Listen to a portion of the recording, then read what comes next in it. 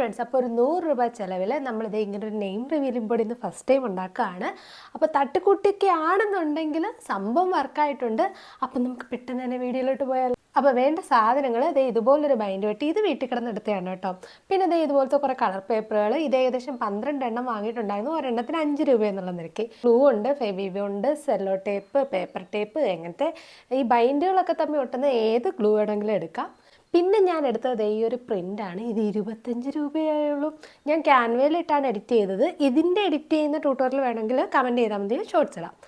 ലാസ്റ്റായിട്ട് ഇതുപോലത്തെ റിബണാണ്. ഇത് എൻ്റെ കയ്യിലുണ്ടായിരുന്നതാണ് കേട്ടോ. പ്രിൻ്റ് എടുത്ത ഐറ്റം ഇതാണ്. 13x16 സൈസിലാണ് കേട്ടോ എടുത്തിരിക്കുന്നത്. ഇത് സ്റ്റിക്കർ പേപ്പറിൽ എടുത്തു കഴിഞ്ഞാൽ ഓക്കെയാണ്. ഞാനിപ്പോൾ നോർമലി നോട്ടീസ് പേപ്പർ പോലത്തെ പേപ്പറിലാണ് എടുത്തേക്കുന്നത്. ഇത് നമുക്കൊരു കാർഡ്ബോർഡ് വെച്ചിട്ട് അതിനകത്തേക്ക് സെറ്റ് ചെയ്തെടുക്കണം. ഒരു ക്ലോക്ക് ഗിഫ്റ്റ് കിട്ടിയ ഒരു കാർഡ്ബോർഡാണ്. അത് ഞാൻ ഇതുപോലെ 4 സൈഡ് ഇങ്ങനെ ക്ലോസ്ഡ് ആക്കിയിട്ട് ഒന്ന് സെറ്റ് ചെയ്തെടുത്തിട്ടുണ്ട്. എഡ്ജസ് ഒക്കെ ഇതുപോലെ സെല്ലോ ടേപ്പ് വെച്ചിട്ടാട്ടോ ഞാൻ ക്ലോസ് ചെയ്തെടുത്തേക്കുന്നത്.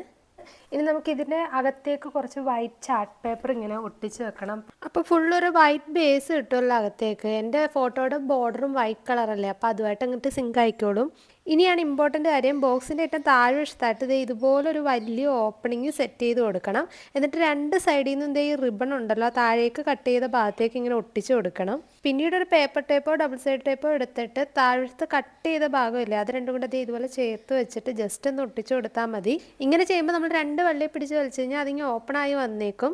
റിബൺ നല്ല ടൈറ്റായിട്ട് ഒട്ടിക്കാൻ നോക്കണം കേട്ടോ. ഇനി ഇതിലേക്ക് നമ്മുടെ ആ ഒരു പ്രിന്റ് ഒട്ടിച്ചു കൊടുക്കണം. പിന്നെ നമുക്ക് വേണ്ട ഈ പലകളുള്ള കളർ പേപ്പറാണ്. ഞാൻ പറഞ്ഞ പോലെ 12 ഷീറ്റ് വാങ്ങിയിട്ടുണ്ടായിരുന്നു. അപ്പോൾ ഇതെല്ലാം നമ്മൾ ഇനി ഒരു സ്ക്വയർ ആയിട്ട് കട്ട് ചെയ്തെടുക്കണം കേട്ടോ. ഒരു ഷീറ്റ് മാത്രം ഞാൻ ബാലൻസ് വെച്ചിട്ടോ, അതെന്തിനാന്ന് ലാസ്റ്റ് പറയാം. ഇനി നമ്മൾ ആ ഉണ്ടാക്കി വെച്ച ബോക്സിലേക്ക് ഈ കളർ പേപ്പർ എല്ലാം കൂടെ വാരി നിറയ്ക്കുക. എന്നിട്ട് ഇതുപോലെ ട്രാൻസ്പെറൻറ്റ് ഷീറ്റ് എടുത്തിട്ട് അതിൻ്റെ 3 സൈഡ് ബാക്കിലേക്ക് ഫുള്ള് കംപ്ലീറ്റ്ലി പിടിച്ചിട്ട് സെല്ലോ ടേപ്പ് കൊണ്ട് സെക്യൂറായി വെക്കണം. താഴെ ആ ഓപ്പണിംഗ് ഉള്ള പ്ലേസ് വെച്ച് ബാക്കി 3 സൈഡിലും ട്രാൻസ്പെറൻറ്റ് കവർ ബാക്കിലേക്ക് വലിച്ചു പിടിച്ചിട്ട് സെല്ലോ ടേപ്പ് കൊണ്ടാണ് ഇപ്പോൾ ഒട്ടിച്ചു കൊടുത്തേക്കുന്നത്. ഇനി ഇത് തൂക്കിയിടാനായിട്ട് ഇതുപോലത്തെ വള്ളി മുകൾ സൈഡിൽ സെല്ലോ ടേപ്പ് കൊണ്ട് തന്നെ ഞാൻ നന്നായിട്ട് ഒട്ടിച്ചു കൊടുക്കുകയാണ്. എന്നിട്ട് ഈ ബോക്സിൻ്റെ ബാക്ക് വശം ഫുള്ള് ഞാൻ ഈ ഒരു കളർ പേപ്പർ കൊണ്ട് കവർ ചെയ്തിട്ടുണ്ട്. അതിൻ്റെ വീഡിയോ എടുക്കാൻ മറന്നുപോയി. ഫൈനലി നമ്മുടെ നെയിം റിവീലിംഗ് ബോർഡ് ഇതുപോലെയാണ് വർക്കായത്. അത്യാവശ്യം ഒരു 100 രൂപ ചിലവ് പോലും ആവുന്നില്ല ഇതെല്ലാം കൂടെ ഒന്ന് തട്ടിക്കൂട്ടി എടുക്കാനായിട്ട്. ജസ്റ്റ് ഒരു ട്രൈ ആയിരുന്നു. തെർമോകോൾ ബോൾസ് ആയിരുന്നു കുറച്ചും കൂടെ നല്ലതെന്ന് എനിക്ക് തോന്നി. പക്ഷേ അതൊരു ചെറിയ കവറിന് 10 രൂപയായിരുന്നു. അതിൻ്റെ തന്നെ ഒരു 10-50 കവറെങ്കിലും ഞാൻ വാങ്ങണമെന്ന് തോന്നിയിട്ടാണ് പിന്നെ ഈ കളർ പേപ്പർ വാങ്ങിയത്. അപ്പോൾ എല്ലാവർക്കും ഇഷ്ടപ്പെട്ടെന്നുണ്ടെങ്കിൽ ഒന്ന് ലൈക്ക്, ഷെയർ, സബ്സ്ക്രൈബും ചെയ്തേക്കണേ. അപ്പോൾ അടുത്ത വീഡിയോ ആയിട്ട് കാണാം. Bye bye.